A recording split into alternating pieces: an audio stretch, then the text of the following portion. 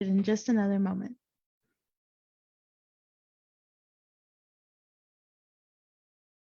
And just a heads up, we will be live streaming this event on Facebook. It will be recorded, so just so everybody is aware of that. You're free to be on camera in the audience if you'd like.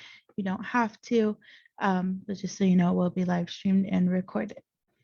Thanks so much again. We're going to give it just another moment and then we'll hop into it.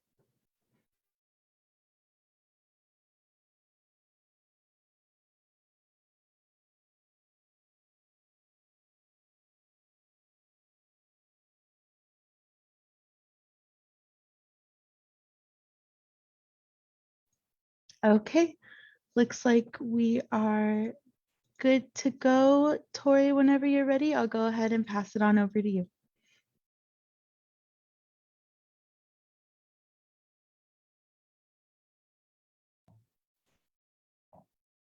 Hello, everybody. Welcome, welcome. If you didn't see the notice already, we are streaming this on Facebook Live. So I want to make sure you're aware of that. Also, make sure to press the OK. But good evening, everybody. Welcome to Women Doing the Work, a celebration of the leadership in the environmental movement. My name is Tori. If you don't know me, I'm an organizer with Climate Action Nevada, which is a program through the League of Conservation Voters. I'm joined by Natalie, who was talking earlier. She will be my co-host and she'll be speaking once again in just a moment. But in honor of Women's History Month, we are hosting a Women's Environmental Justice panel featuring 4 amazing local activist leaders here in Southern Nevada. And in just a quick moment, we're about to go into who they are and what they do. But let me pass it over to Natalie first to talk over the agenda for this evening. Awesome. Thank you so much, Tori. So hello, everyone. My name is Natalie. I'm also an organizer on the climate action team. I'd like to just quickly go over our agenda for tonight. So first, we'll start with introductions from our panelists, and then we'll move into the discussion portion for 30 to 45 minutes or so, depending on time. And then we'll follow that up with a call to action. Then finally, we will update y'all on our upcoming events and then wrap up the evening. Please feel free to ask questions in the chat. Some of them may be answered in the chat and some of them may be selected to be brought to our panelists. So if you have any questions, please drop them there in the chat. Please direct any questions to the chat or comments, and please also, of course, be courteous to each other. And for now, I'll go ahead and pass it back over to Tori to begin the introductions. Yeah, so we're about to get started with the panel discussion, and I'll have Natalie, yep, perfect. So before we begin, how about we actually meet who our panelists are? So I'm going to call each of them one by one and invite them to state their name, their preferred pronouns, and any affiliated organizations they are a part of, and to describe in a minute or so the work that either they have done or they continue to do. So I'm just going to start off with alphabetical order. So my last name. So Naomi Lewis, I'm going to invite you to unmute and introduce yourself. Hi, everyone. My name is Naomi Lewis. I currently, preferred pronouns she, her. And I currently work for the city of Henderson as an urban planner. So environmental work that I have done in the past, I started when I was in undergrad and college.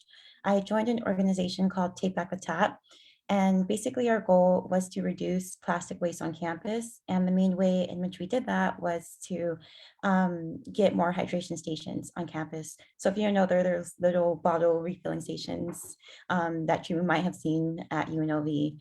And that kind of got me my start into environmental activism because from there I started working for the Nevada Conservation League, and I was able to help bring back solar and back into the state of Nevada. Because as you might be familiar, a few years ago, the PUC essentially outlawed solar panels and the state, and through our policy, we were able to bring it back. So that was really exciting and cool.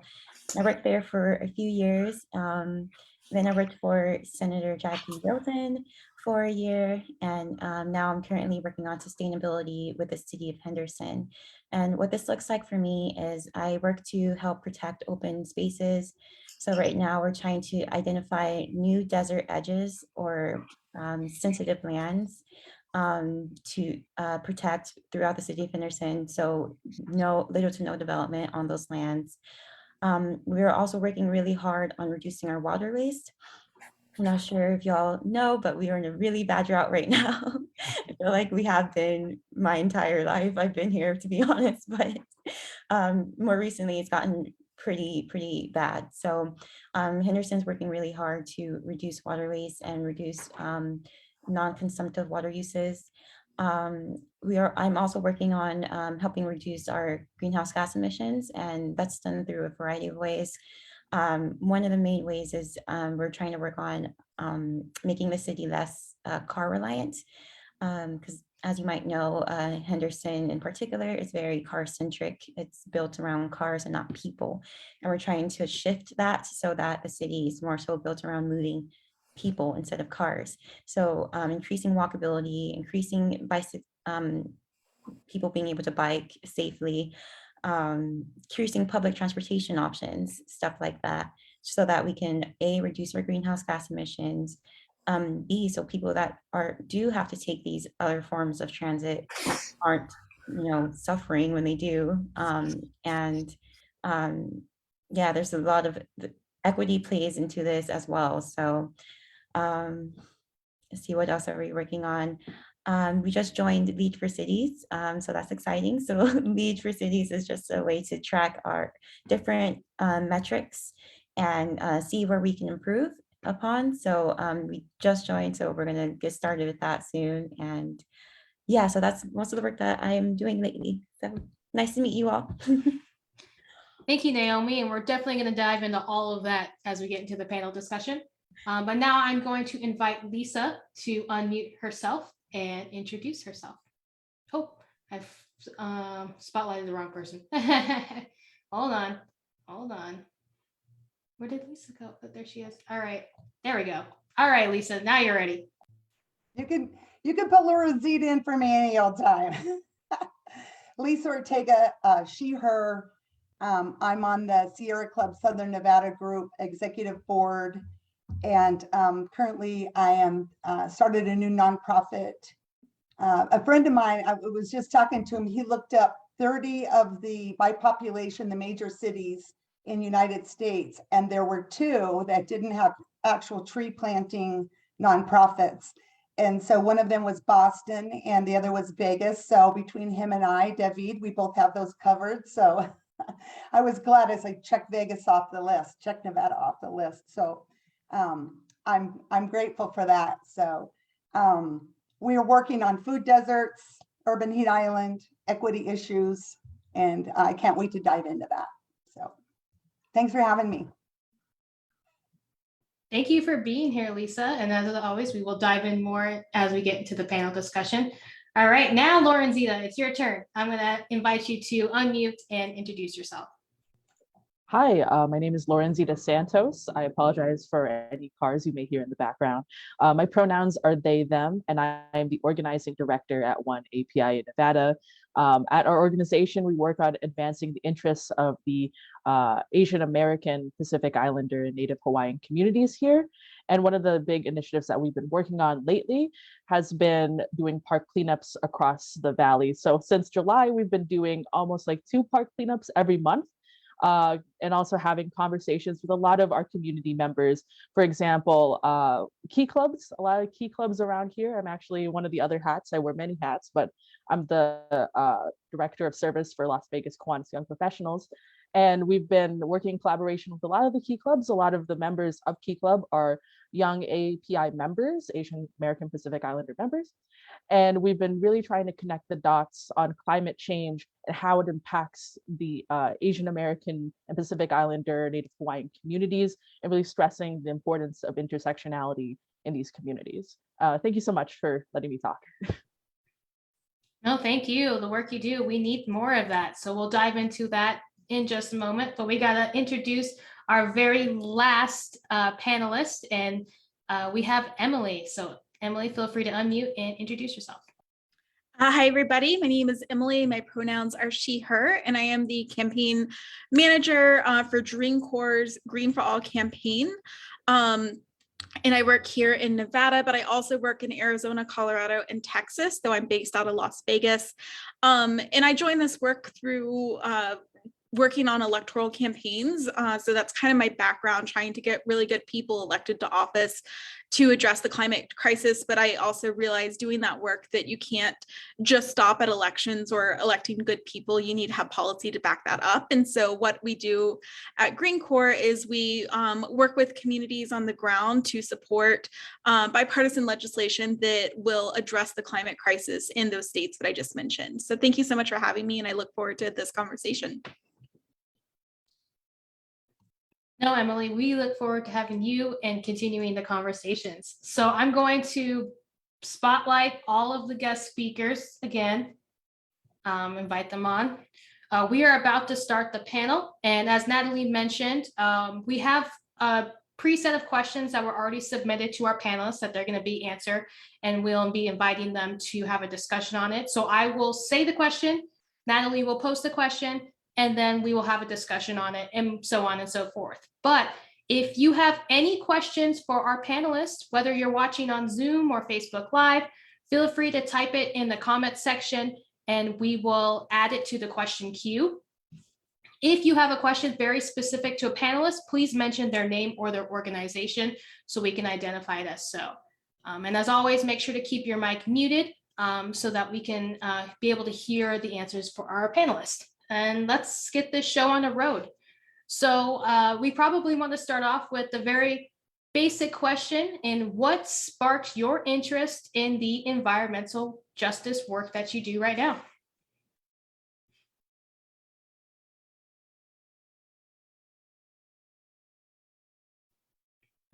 Okay, I'll start. So for me, so as I mentioned before, I got my start in undergrad when I joined Take Back the Tap. But for me, the reason why I joined, it was actually less about the environmental justice and more about the fact that it was just such a beautiful community of people that were really passionate about, protecting the environment. And I thought it was so lovely, and everyone I met in the organization and in the movement were really amazing people. And that's kind of why I got started in the movement. Just the community, it's an amazing community of people. Couldn't agree anymore. Yeah, I mean, just seeing the people that are here and the people that are present on the panel or in the audience are just amazing folks to get involved with. And I'm sure that many of you guys have similar stories with the getting involved in the environmental or justice, social justice work that you've been inputted into. I'm just going to say, I think for me, one of the big impetus of really moving from the degrees and grad, I kind of always had that environmental take, but definitely going to Standing Rock. I was there for a week and I realized that we need to stand and we need to be vocal and we need to show up. And so that really sparked my interest in moving into showing up and having a voice is so important. So that was it for me, for sure.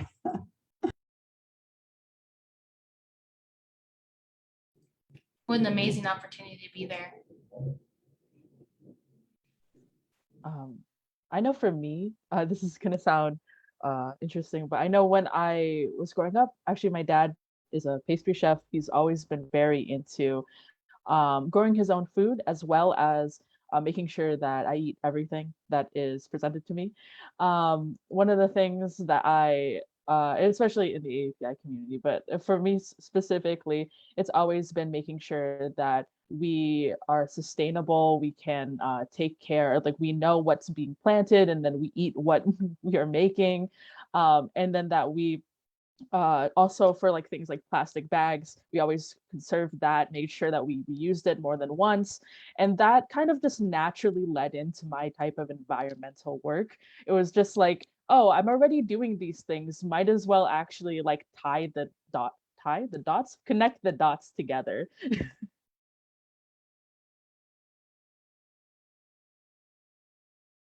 I think for me, I kind of came into this work with the idea of like, wanting to protect the environment, and quickly realized that you really can't have a conversation about any of our environmental issues without having a conversation about how they are impacting communities on the ground. And I really feel that environmentalism is where everything else kind of intersects, because everything is tied back to the land. And so just kind of realizing that in order to take care of our planet, in order to take care of our earth, we have to make sure that we are taking care of the people and the communities that rely on those resources as well. And so these things are not disconnected to me. They're very much connected and interwoven with each other. Yeah, and I think that's what a lot of people don't think of when they hear environmentalist or environmental work. They just think, oh, we're out here, fixing trails or promoting, the wildlife, but it gets way more into that. And all of you have examples of that. And this ties into the next question. And I know many of you have already kind of basically told us kind of what you've worked on, but please share us any specific environmental justice issues that you have particularly worked on or have a special heart in. We'd love to hear those. And how about I'll pick someone to start. How about Lisa?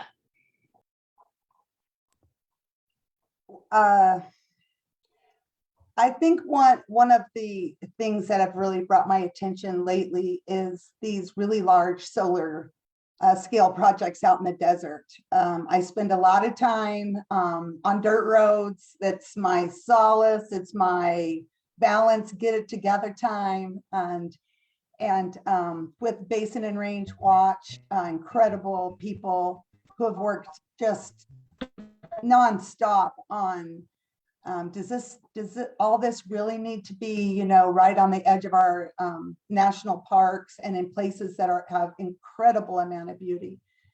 And so that also includes Thacker Pass. I've been up to Thacker Pass a couple times. Beautiful land, beautiful people, heck of a fight. And so, as you know, Nevada is like one of the most polluted states in the nation.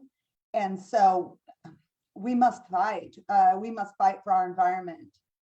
And also just equity issues of canopy coverage, equity issues. We have a lot of food deserts, and that's people that seniors and just people who they have a mile or more to get to a grocery store. So there's really a lack of nutritional, high nutritional food for them, fruits, vegetables, herbs. And so we're really into right now giving away free fruit trees and planting and meeting partners and having a good time and ukulele music and vegetarian food and all the wonderful things that come with that with our awesome partners. So we're going to be boots on the ground getting into those food deserts. We're also working on urban heat island. And the next thing I'd like to work on is remediating some of our worst air quality, which is around our freeways, and just devastating for those people that are right next to it. You can't see it, you can't smell it, can't taste it, goes in, urinate some of it out. I mean, and there's higher risk of cancer in those areas. And so we need to do something there. And so that would be the next vocal thing we'll be taking to the state and asking them to help. So that's what we've been working on lately. Yeah, I mean, we've been following along with your journey, and we are one of your partner organizations, definitely helping you out. But I'm sure that maybe Naomi might have some connections to help out with urban island heat or any sort of city planning that might get involved as well. Of course, you can always talk about what environmental justice issues you've worked on specifically to give stories to answer the question as well. Yeah, definitely. Yeah, so City Henderson is definitely taking the focus on urban island heat effects. And we've also looked at how different people are affected by it. People that live in low income areas tend to be affected by it worse because they might have lack of trees in those areas. There's you typically more car reliant transit in those areas. Just a lot of different reasons why, unfortunately, low income people are harder hit by some of these issues. So the city, in our most recent master plan, that is one of the things that we are trying to address. And definitely agree with what you said about the food deserts as well.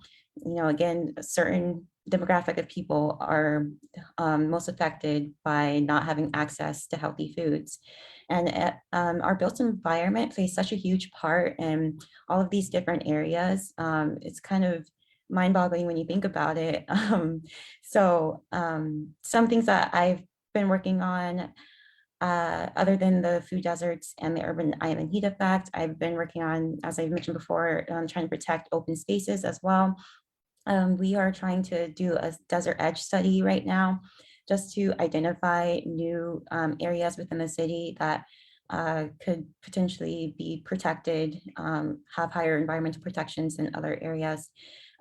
If you don't know, recently the city of Henderson annexed in about 8,000 acres of land from the county. And now we need to look at this land and say, okay, what this should be considered a desert edge, what should be have no development to little development on it, because we want to make sure that these natural and open areas are protected and that more dense development is more towards the center of the city. Another thing that I am working on is we're constantly working on our water use.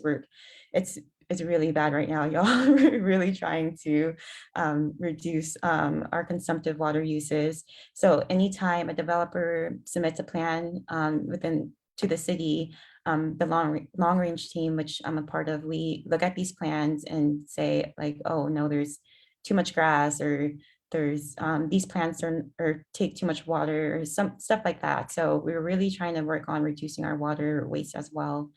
Um, and yeah, that's been mostly what I've been working on with the city as far as environmental justice goes. And we are really trying to take a look at equity as well, because of course, equity plays a huge part in environmental justice. You know, like I said, certain people are affected more by environmental disasters than other people. And we're trying to make it so that that's not the case, and that everyone, well, we're trying to reduce the impact across the board. So, yep, that's what I've been doing. Well, once again, you guys are all tied together on, community efforts and citywide, certain people being affected more than the others. We're all affected by food deserts and the urban island effect, and edge spaces are very important to Nevada. So, I invite either Emily or Lorenzita. I know you both have done very much work within the community of these equity and justice issues. If either of you want to talk about the work that you've done. Yeah, actually, I want to start with a fun fact about myself, that I don't know how to drive. I actually exclusively use public transportation or carpooling. And I know personally a lot of the like elders, Lolos and Lolas for me, that are walking around taking their morning commune. And I know, for at least for context, for people who don't use public transportation, it takes me an additional, like I have to leave my house apartment at 7:30 so I can get to my work at 9 a.m. So just thinking about like things like walkability, right? Are streets walkable for example, me, or for anyone else like my elders that I personally know when I'm taking my daily commune? Is this also one of the other things I also think about, and what we work on is, a lot of the panelists probably already know this, but American Lung Association rated Las Vegas rating of F with air quality. And that's always a concern when it comes to, like, for me or for anyone else who does take long commutes. And like, are we taking in good air quality? Is the heat coming in, as everyone has been mentioning about urban heat? Am I taking an excessive amount of heat? And how are like bus stops, for example, are they suitable for folks who take long commutes? Like, I cannot tell you the amount of times I've been dropped off or in places where there is no shield for people to have, and it's absurd. And I always, personally, I'm very afraid of like my grandparents passing or falling from heat exhaustion. Like, these are the things that I have to worry about in my community on a daily basis. And it's just connecting those dots again, making sure that people know that, hey, these are things that happen to us. Thank you. Yeah, thank you so much for sharing that, Lorenzita. So within like the scope of my work, a lot of what I'm doing right now is looking at key pieces of legislation that are, you know, being pushed on local or state levels. And so a lot of that entails ensuring that legislation that we might be supporting or backing has an equity component built into it, as you know, ensuring that if funds are going to clean up like air pollution, for example, that some of those funds are reaching low income communities or Black and Brown communities. And also just thinking through, you know, as we're having conversations with, you know, elected officials, who are, you know, we bringing to the table with us, and ensuring that people who have not historically had adequate representation in kind of these spheres of influence or power have now access to those places, and are able to share their stories and to share their concerns about their communities. So a lot of what I'm doing is amplifying voices and supporting communities rather than trying to get out in front and lead on that work, because the folks on the ground are the ones who are actually doing the hard work. So that's kind of what I'm focusing on. And that's funny that you said that, Emily, how you're talking about, you know, accurate representation, who's at the table and who's being excluded from either these leadership opportunities or these opportunities to be more equitable. You know, your motto is green for all, not green for some. So that brings us into our next question. Have you ever been in a leadership position where you were treated differently than your colleagues? And feel free to provide any personal experience that you're comfortable with. And I will invite Lorenzita to start this round of discussion. Oh, thank you so much. So when it comes to me, and I very much appreciate that this space started with pronouns, I do identify as non-binary. So it's always just something for me that our spaces being like, for example, non-binary, inclusive and trans-inclusive, and are they starting with pronouns? And when spaces don't do that, it's kind of a subtle nudge to people like me that the space, while it might be welcoming, it's not taking the active effort to be that welcoming. And also, there's something I also want to bring up. A lot of people use this word, and I want to bring it up now, that sometimes, like for folks like me, we're very easily put it into the category of that's very cringy. That's not something we want to listen to because it's maybe too radical.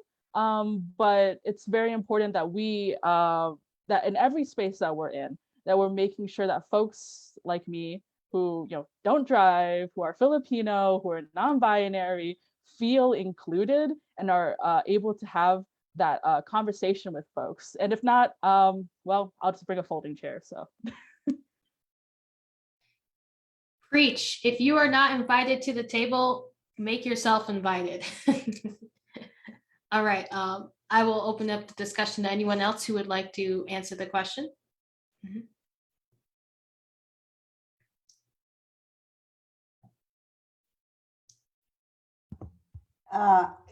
You know, I'm just going to be honest. I come from the green industry, nonprofits and spaces where women are few and far between. And even in leadership roles, it's like kind of leading and kind of leading told. I can't help it. And I have found that some spaces are better than others, but I think that in general, many industries and groups have been led by men. And so there's just that, let me speak and let me speak and let me answer and and pretty soon the space squeezes down until you're like, and then you just sit there. And silence has a tendency to take over. And I don't even remember what I was going to say because this conversation went a mile down the road. And that silence, sometimes we have to be silent to allow time and space for other people to speak. And a lot of times that just gets taken up with rhetoric and repetition and those kind of things. And I've had that over and over and over and over again. So I find myself out of those organizations, quite frankly, and into organizations that makes me feel like home, that makes me feel included, that makes me feel like I have a voice, and they make space. And that's not waiting to the end and going, hey, you didn't say anything, you got anything to say. That is like why there's active discussion to and allow other people to speak. And I love those spaces. I feel home in those spaces. I feel activated in those spaces. So I only work in those spaces. That's the only place I can get headway to make a difference, right? It just is. And so many women are coming forward in leadership now. I'm thrilled and I'm honored because we have a lot to say. We have a lot to say and a lot of change to make too as well. And you know what, Lisa, with your discussion, I'm actually gonna tie in the next question. And you may want to answer this one too. But your answering that question really relates to the next question. I think you guys might want to combine your answers. But the question is, what do you think is the most significant barrier to female leadership and or activism? So if you have examples of that personal experience as well, feel free to share that. Well, for me personally in urban planning, it's a very male-dominated field. It's very white male-dominated field to be specific. And, like Lisa was saying, there's so many times where, at work where like I'm talked over or cut off or people just don't listen to what I have to say or treat me like I don't know what I'm talking about. And it's very frustrating as a woman. And, I do think also, my race has to do something with that as well. So it's very frustrating. And yeah, I think the best way for men to kind of make space for women is just like, let us speak, let us take up space. You take up so much space already. let women and non-male people take up some space and say what we need to say. So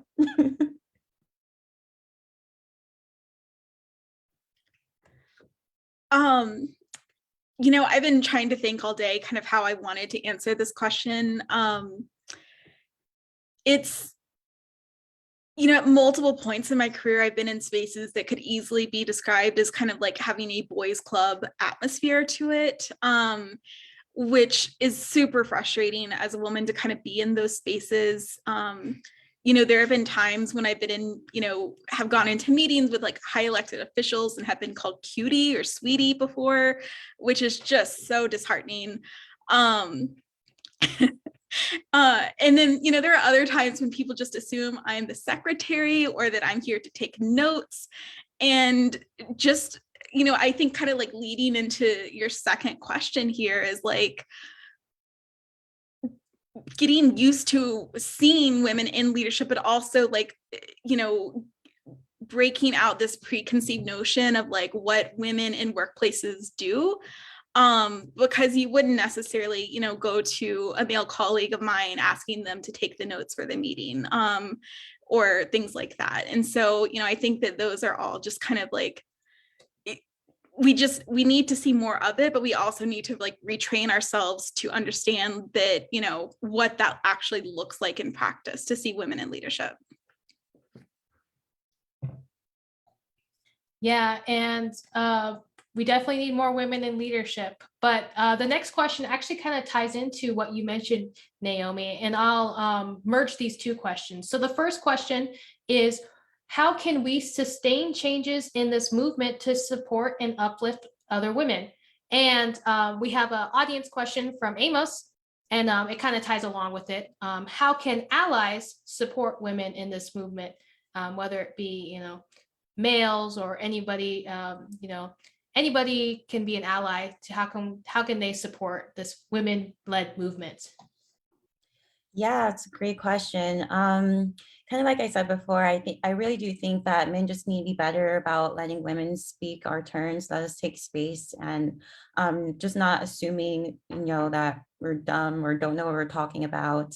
Or kind of like Emily said, with the automatically assuming you're a secretary or something, that's like crazy. Like, I think men need to be more conscious of that, and maybe just like speak a little less.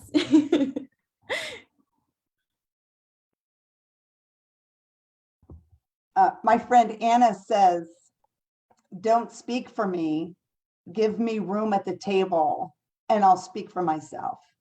That I don't need you to find safety for me or comfort for me, just space is all I need. And we're there, but we're not there yet, right? And so I just, for women that, I just wrote this earlier, that we need to erode away the comparison and competition, and to find allies and be an ally and hang with your allies, and leave the media generated cultural conditioning about history in women, because we are unique creations and we cannot compare a peacock feather to a rose, that we're all different and we need each other and we need our leadership, and that self-love is the foundation of evolution. And I think we're here and we're ready, and we're going to have to create our own space, and we're going to have to call out the fact. And I do this, and it's not always people don't always take it kindly, but we have to ask for our space, and we have to call it out when we don't find it, feel it, have it, when we need it, when we have something important to say, we need to just like time out. And when people say inappropriate things that we don't believe in, or, you know, there's all these weird colloquialisms and things that need to just like, yeah, stop saying that. We can't walk a mile in somebody else's shoes, so let's just stop saying that. And give people space, and give them space to be heard. And for some folks, learning how to step back and knowing their own power by stepping back and being silent and being our allies. To that point, Lisa, and to Amos's question, I think also what we really need from kind of men in these spaces is to become very self-aware, and to like, I am very self-aware when I walk into a room and I'm the only woman in that room. And I've trained myself to be very self-aware if I'm the only white person in that room, et cetera. And we need men to kind of take on that same awareness as well, and really kind of pay attention, like, who is speaking at this meeting? You know, do you see a female counterpart who's struggling to get a word in? Can you make space for that person to talk? And so I think that like those smaller things too, do you see somebody like taking credit for her idea? Can you attach that idea back to that person? Those are all kind of ways that are really important, especially, and that's not just in the environmental field, that's anywhere you find yourself. So those are kind of things that I can think of, Amos, for your question. I just wanted to speak a little bit about just in terms of like the API community, Asian community, and how there's this reoccurring known issue. I think that we all know about the anti-Asian hate crimes that have been occurring. A lot of them, especially just it's the 18th. So 2 days ago was actually the Atlanta spa shooting. that happened where 6 Asian American women passed and were murdered. And one of the things I just want to bring to light here is just that there is a rampant issue in our community, which is frequent fetishization of Asian American women.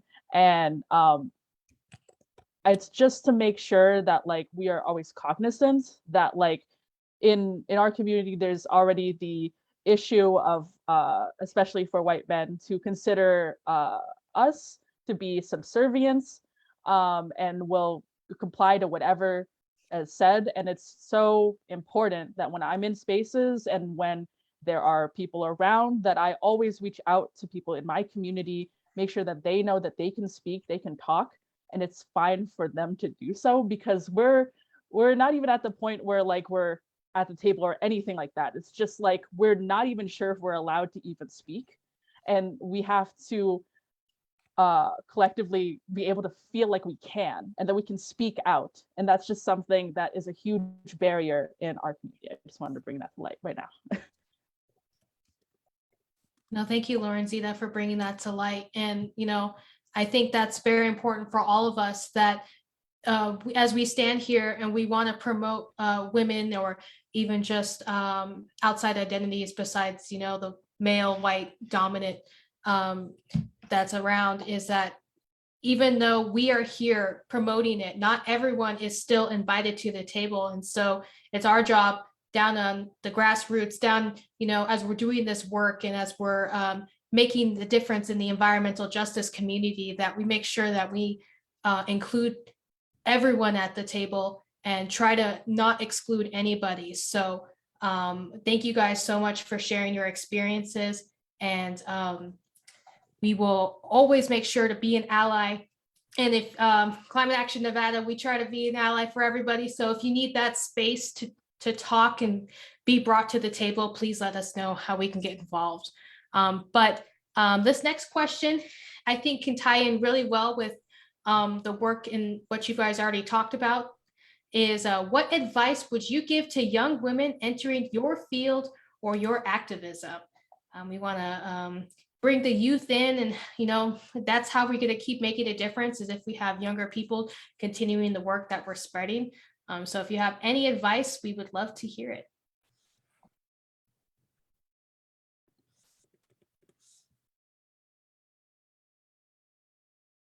I don't mind jumping in. You know, I think activism in general has a tendency to really kind of elevate burnout culture, because there's always another fire to put out. There's always a crisis on the horizon. And when you're doing this work, you're doing it because you're passionate, because you love what you do, and because you care about your communities. But I think it's really important, if you're entering this field, or even if you've been here for a while, to find that balance of taking care of yourself and taking care of everyone else. Because if you're not working from a place of abundance, you're not going to be able to adequately, or at least for long term, advocate for your communities. And so I think that that's just something I would really advise all young people, especially young women in this field.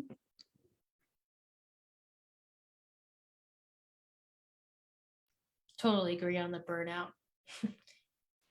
And I also like to add to that too, is self-care.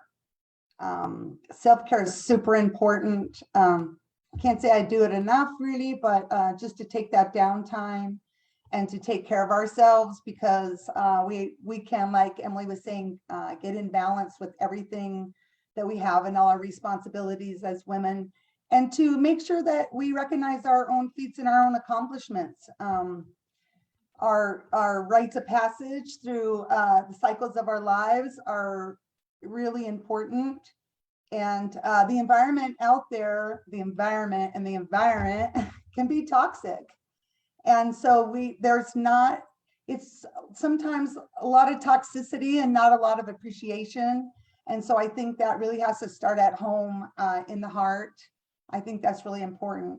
And I'd also like to say that you should be loud and be bold and be remarkable and take action and leave your own unique footprint right here. And we need you.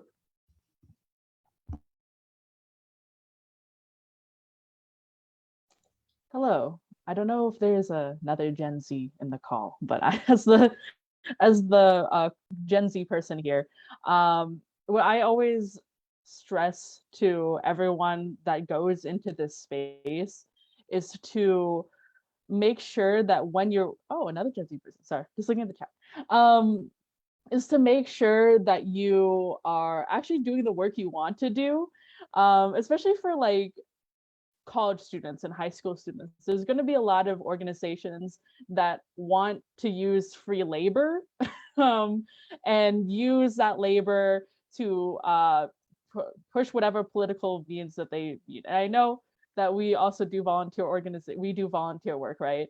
But we want to make sure that you're not just giving your free labor out to people. You want to make sure that everything you do has a purpose that's grounded with what you actually care about. And that really motivates me when I talk to folks. I'm just like, this is like, I swear I'm going to make sure that your time is valued when you're doing any type of community work.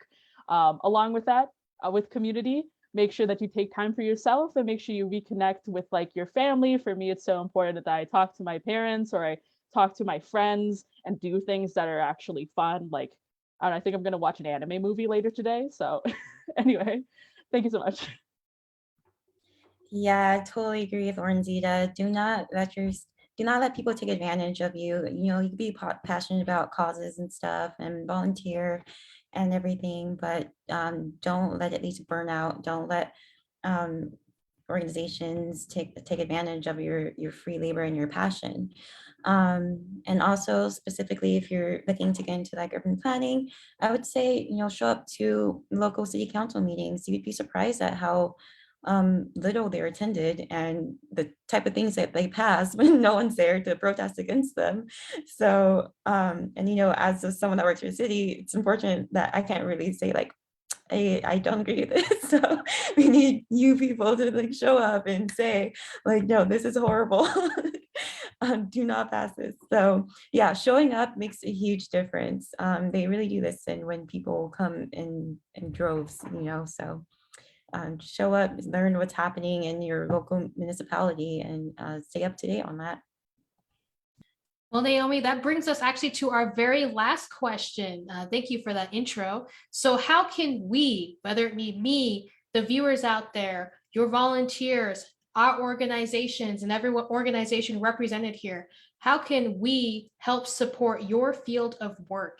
And if you have any specific plugs or mentions for your organization, please say so. So I invite anybody who has that sort of plug to drop it in now. Well, really just expanding upon what I said, but yeah, showing up to city council meetings makes such a huge difference. Being aware of the different legislation that's possibly being passed, the different bills, it makes a huge difference and a huge impact because local municipalities are so little attended that when people actually do show up, it makes a huge impact. So yeah, I work for the city of Henderson. So if you want to follow the city on any social media or anything, feel free to do so. And those are just my personal accounts.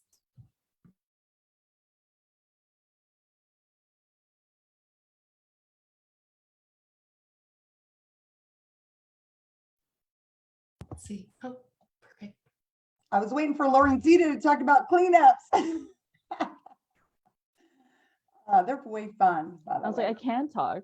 Oh, you can go. You already No, go unmuted for first. it, You go already for it. unmuted first, so yeah.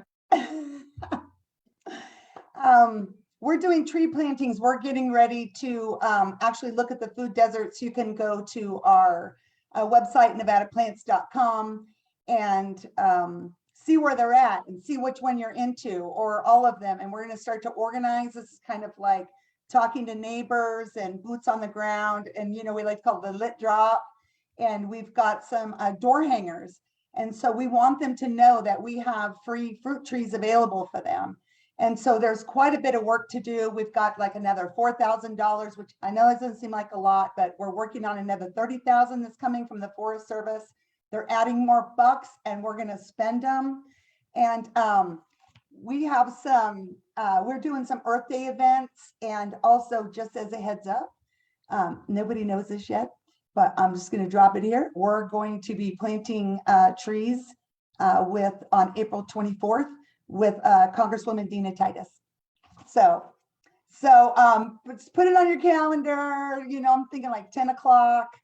We actually have our first meeting on Monday, so hopefully, you know, I won't get in trouble, but we want to make sure that you come. That's a great place to talk about what you care about with people that are just like roaming a park, pushing dirt. That's a place where we're all the same, and it gives you lots of opportunity to talk about what you're working on and working with. There's a lot of open ears there, so we invite you to come out.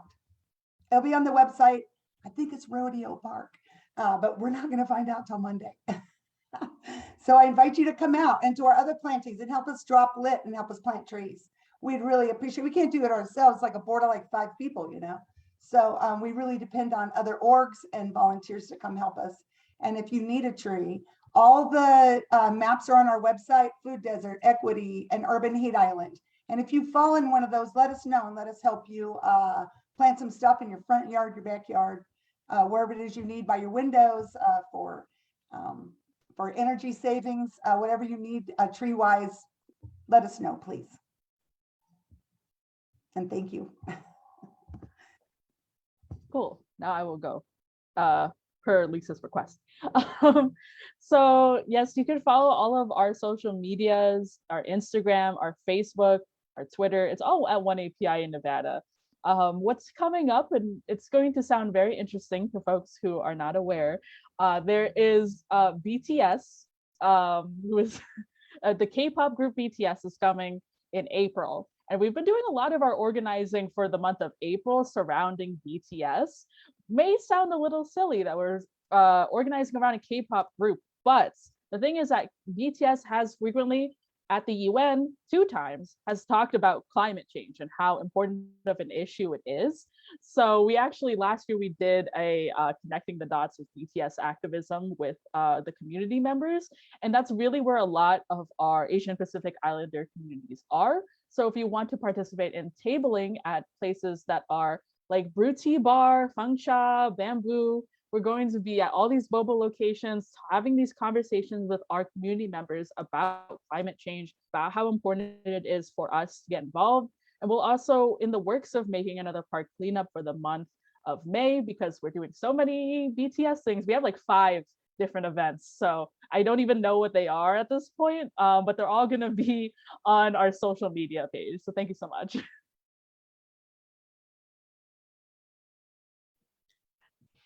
Just to kind of jump in here to round us out. So we at DreamCorps are actively kind of building our program in Nevada as we speak. And so I'm just kind of now starting on that. So I unfortunately don't have any events to share out, but I just want to reiterate, please, go to city council meetings, with Naomi, go pick up trash with Lorenzita, go plant trees with Lisa, become really active in your community and pay attention to our social media, because we will eventually be having some events and they will be posted online on our website and on Twitter.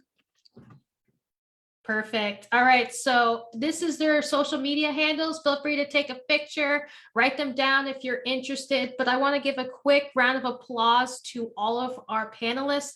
They were amazing. Thank you guys so much for sharing your experiences and everything that you've gone through. It's been really motivational, and I'm sure you guys are going to get some new signups from this and people to help out with the work that you do.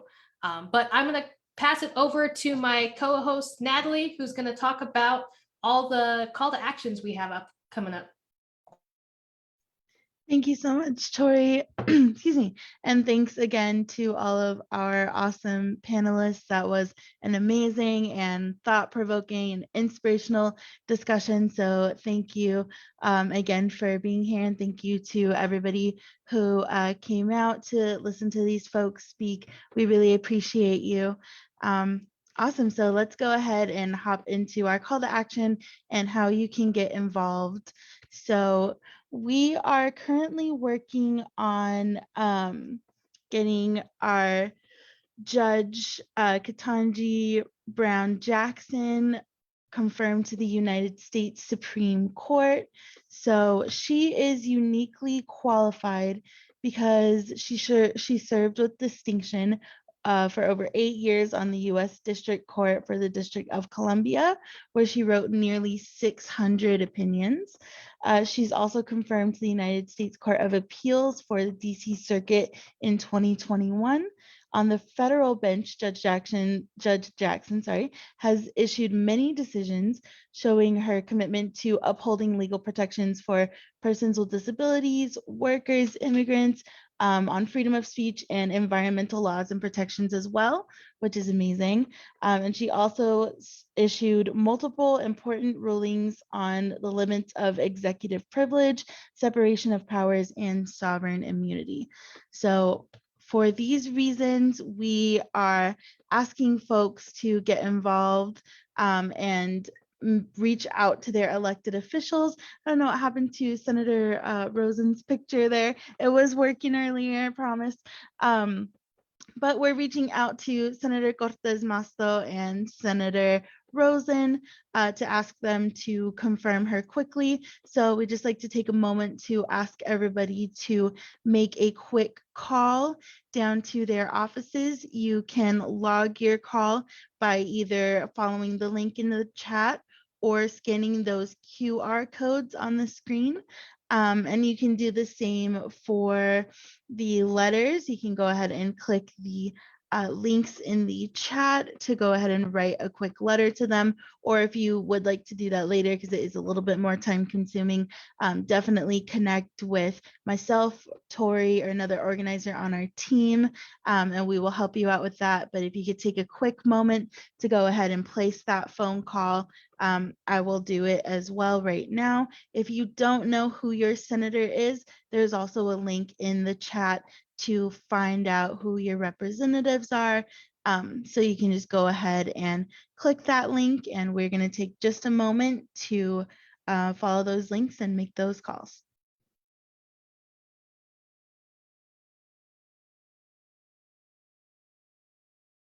And when you do go ahead and make your call, make sure that you mention your name and the city in which you live. And feel free to save these links so you can make the call after the event as well. Works best if you do it on your phone because it dials it right there to you, so you can leave a voicemail. Mm-hmm.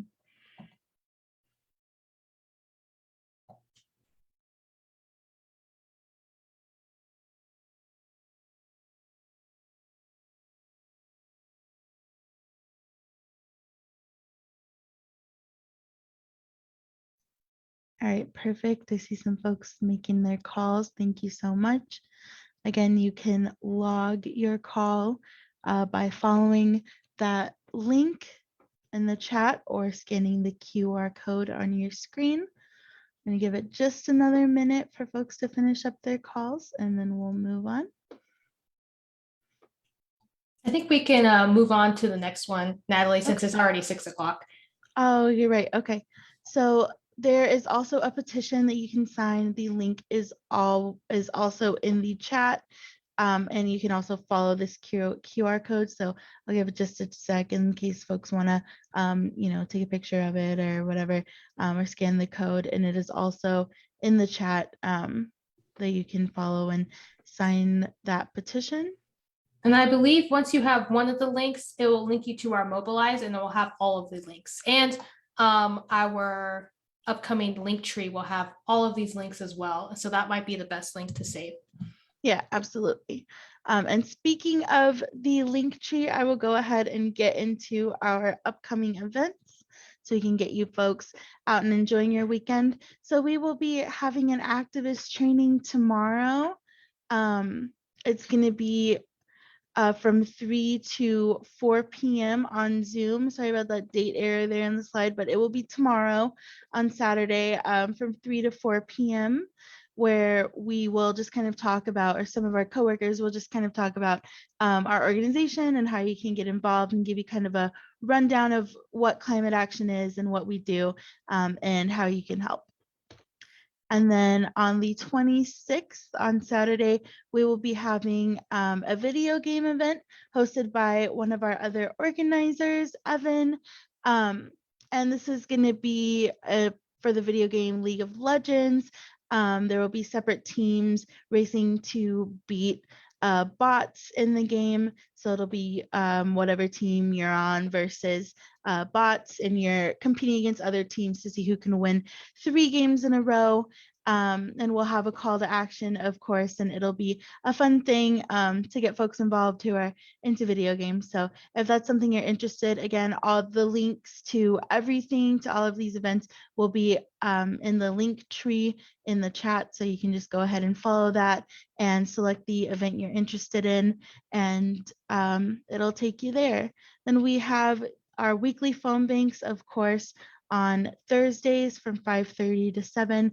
Every Thursday we do host a phone bank. So if you're interested in that, please go ahead and come out. They are via Zoom, and we make calls on different things. Right now we're making calls for the Supreme Court Justice confirmation. So that is every Thursday from 5:30 to 7. And I'll pass it back over to Tori for the wrap up. There we go. All right. Thank you guys so much for coming out to our event. Make sure to connect with these lovely women and their organizations. If you didn't save their contact information, please let us know, connect with them after this event and make sure that you get it so that you can get connected and get involved. And if you haven't already, please make that quick phone call on behalf of Judge Ketanji Brown Jackson so that we could see her first African-American or first Black woman in the Supreme Court. So once again, enjoy your weekend. Thank you guys so much. Have a good one. And thank you for coming by. Oh, and thank you so much, guest speakers, for joining us. One more time. Oh, no, thank you. Thank you so much. Thank you so much. Thank you. Thank you. No, thank you guys. Thank you for participating and joining us.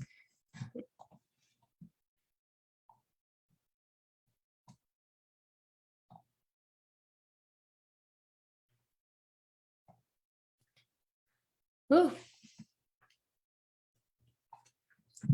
All right.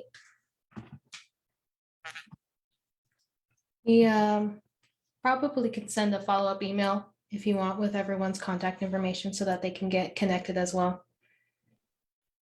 Hey, Tori, I think you're still streaming online. Oh, yes, let me end that. Well, we'll make sure to get your guys' contact information out if you're interested.